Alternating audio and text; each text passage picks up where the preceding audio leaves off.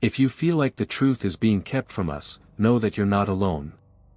I'm Detective Ozma, and my mission is to dig up the evidence behind the mysteries they want to bury. Tonight's case didn't begin with a secret military experiment or a classified government program.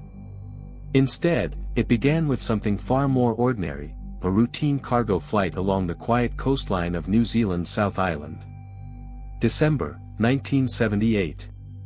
Near the mountains of Kaikōura, something appeared in the night sky that would soon involve cargo pilots, radar operators, journalists, scientists, and eventually intelligence agencies. Witnesses began reporting strange lights moving across the sky, lights that didn't behave like aircraft and didn't resemble anything normally seen in the region. Some observers described glowing objects pacing airplanes during flight, while radar systems simultaneously detected unidentified targets in the same airspace. At first, the reports sounded like the kind of unexplained sighting that quietly fades away. But this case would not disappear. Because during one of those flights, a television crew happened to be on board with a camera, and they captured the encounter as it unfolded. When I opened the file on the Kaikōura Lights, one detail immediately stood out. Most UFO sightings rely entirely on eyewitness testimony. This one included multiple witnesses, radar detections, audio recordings made during the event, and color film footage captured in the middle of the encounter. And yet, even with all that evidence, the events over Kaikōura remain one of the most debated and unresolved aerial mysteries ever documented. Evidence 1, the first radar contacts. The first signs that something unusual was happening appeared on December 21, 1978. Late that evening, a Royal New Zealand Air Force officer stationed near Blenheim noticed several bright lights in the sky. At first, he assumed they were the landing lights of an approaching aircraft. But that explanation quickly fell apart. There were no scheduled flights in the area.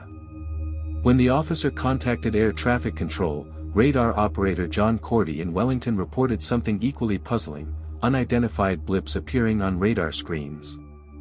At roughly the same time, police in nearby towns began receiving calls from residents who had noticed strange lights hovering toward the coastline.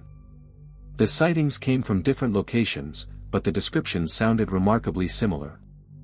Something was moving through the skies above Kaikōura. But the most dramatic encounter would happen hours later. And it would happen in the air. Evidence 2, the cargo plane encounter. Around 2:30 in the morning, a Safe Air cargo aircraft was flying a routine newspaper delivery route from Wellington to Christchurch. The aircraft was an Argosy freighter, and the cockpit crew included Captain Vern Powell and First Officer Ian Peary. Partway through the flight, both pilots noticed something unusual outside their windows. Several bright lights appeared near the aircraft and began pacing it as it moved along the coastline. These lights were not distant objects. They moved alongside the plane, sometimes ahead of it, sometimes near the wing, and occasionally appearing to circle around the aircraft.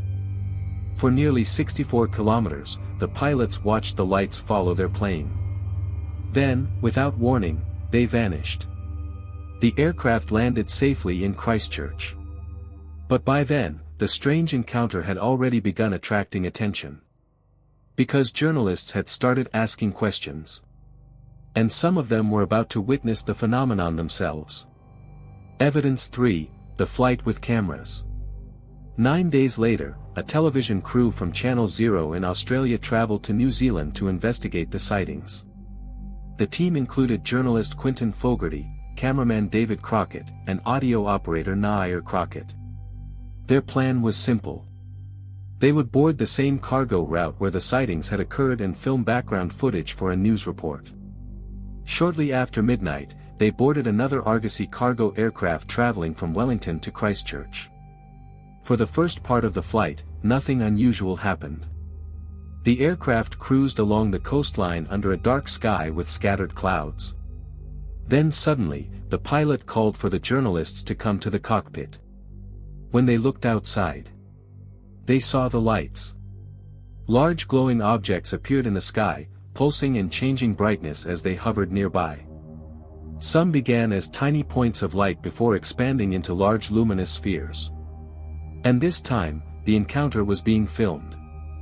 Crockett began recording using 16mm color film, while the crew described everything they were seeing into a tape recorder. At the same time, radar systems again began detecting unusual targets. Evidence 4, objects following the aircraft. As the aircraft continued flying along the Kaikōura coastline, the glowing lights remained nearby. Sometimes they hovered above the plane. Sometimes below it. At other moments they appeared directly ahead of the aircraft's path. Both the aircraft's onboard radar and ground radar operators reported detecting objects consistent with the lights seen outside the cockpit.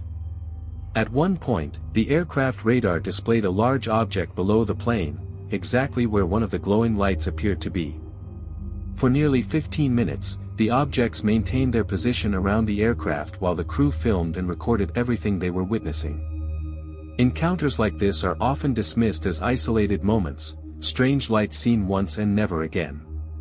But as I continued reviewing the files, a pattern began to emerge. Because the Kaikōura incident was not the only time witnesses described luminous objects behaving with apparent intelligence, following aircraft, and appearing where they shouldn't be. In fact, one of the most disturbing investigations ever carried out by a military force happened on the other side of the planet, deep in the Brazilian Amazon, where strange lights were not just observing people from the sky, they were reportedly attacking civilians. If you want to understand how far these phenomena may go, you should definitely open that file next.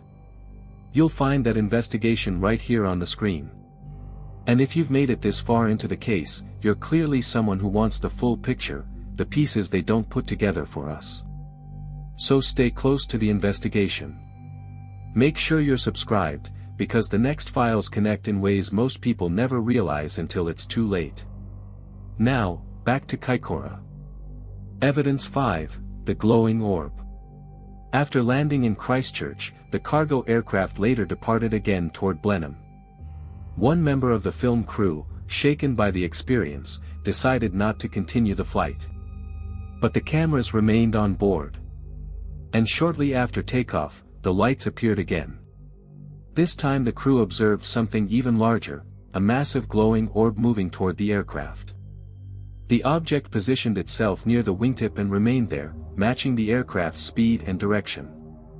For nearly 15 minutes, the luminous sphere paced the plane as the crew continued filming and recording their reactions. At one point, journalist Quentin Fogarty quietly said into the recorder, "Let's hope they're friendly." When the aircraft landed in Blenheim around 3 in the morning, the footage quickly began circulating through news networks around the world. The Kaikōura Lights had become international news overnight. Evidence 6, the investigation. The footage soon reached scientists and government investigators. One of the researchers who analyzed the film was optical physicist Bruce Maccabee, who worked with U.S. Navy weapons laboratories. After studying the brightness of the filmed object, Maccabee estimated the glowing orb could have been 20 meters or more in diameter, far larger than most known atmospheric phenomena. Based on his analysis and interviews with the witnesses, he concluded that the event involved unknown objects or phenomena consistent with UFO reports. However, official investigators in New Zealand reached a very different conclusion. Evidence 7, the official explanation. Investigators from the New Zealand Air Force, police, and the Carter Observatory examined the evidence and proposed several possible explanations. The most widely cited theory involved squid fishing boats operating offshore. These vessels use extremely powerful lamps to attract squid, and investigators suggested that their lights could have reflected off low clouds, creating the appearance of glowing objects in the sky. Other explanations included the planet Venus, meteors, atmospheric light distortions, and even reflections from vehicles or trains. From the government's perspective, the mystery had a natural explanation. Yet critics pointed out that few UFO cases combine multiple witnesses, radar detection, audio recordings, and film footage captured during the same event. Even intelligence documents later acknowledged that the Kaikōura sightings were unusual because of the amount of documented evidence involved. Conclusion. As I close this file, two possibilities remain. The first suggests that the Kaikōura lights were the result of natural phenomena, reflections from fishing boats, atmospheric distortions, and ordinary lights misinterpreted under unusual conditions. The second possibility is harder to dismiss. Objects were filmed by a television crew, radar systems detected targets in the same location, and the lights appeared to follow an aircraft along the New Zealand coastline for nearly 15 minutes. If the lights were ordinary, why did they behave the way they did? The skies over Kaikōura revealed something unusual in December of 1978. Whether it was a misunderstood natural phenomenon, an unknown aerial technology, or something that still lacks explanation. The debate continues more than 40 years later. I'm Detective Ozma, and I'll keep gathering every fragment, every voice, every piece of evidence they try to erase. Many stories get buried, but never forever. If you, or someone you know, has ever witnessed something unexplainable, leave your story in the comments. Or, if you'd rather stay anonymous, send it to the email pinned in the comments. Who knows, maybe the next file I open will be yours.